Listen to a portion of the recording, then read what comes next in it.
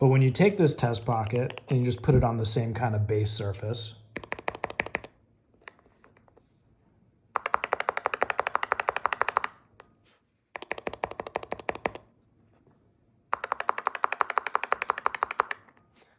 now I personally like this one better. This is how a Centerpiece Pro generally sounds. This is straight from my iPhone. You know, there's no manipulation of the sound. It's coming from directly above where you'd hear it.